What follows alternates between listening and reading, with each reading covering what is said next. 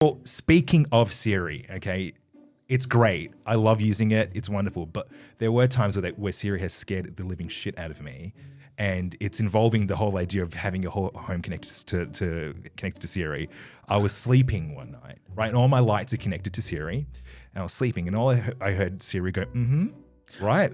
And then I was like, okay, that was a bit, whatever. That's just Siri, whatever. I went to sleep. Then my lights turned on, right? And I was like, oh, okay. It's, maybe I've accidentally set a little cue on the home app or whatever. So I went and turned them off, and they turned back on. And I was like, okay, a little scary. And I was like, maybe it's just my Wi-Fi or whatever. So I turned off the router, right? And then that turns off everything. Do you know what I mean? So I have to manually turn it back on. Yeah. I went back to sleep, and the lights just kept flashing on and off, like for, I'd say, for about a minute.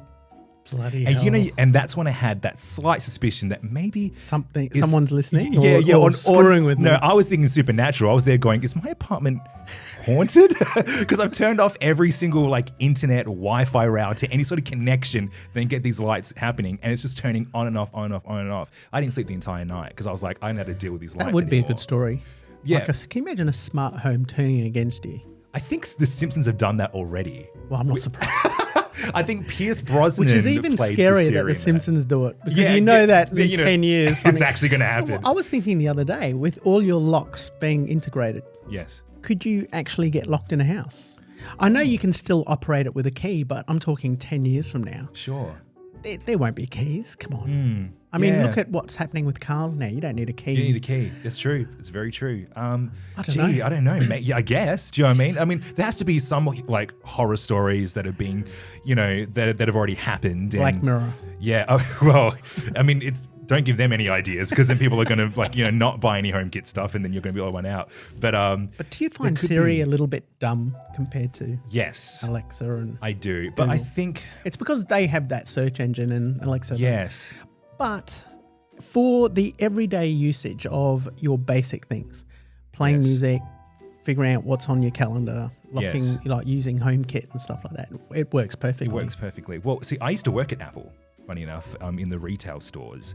And I know that was kind of the big thing. Once these big, because Siri was the first one in the game to have this voice assistant and stuff. And then Amazon came in and they're Google. Normally the first one in the game. Yeah, right. But as they were happening, a lot of people were saying the stuff like, I don't use Siri anymore. I use Amazon, Google, all that type of stuff. But really, it's the whole conversation about privacy that is what we were encouraged to talk about. Apple is probably the best for that. Because they don't sell whatever you're asking for and all that type of stuff. And, they can analyze it, though. That's in the little settings bit when you start up your phone.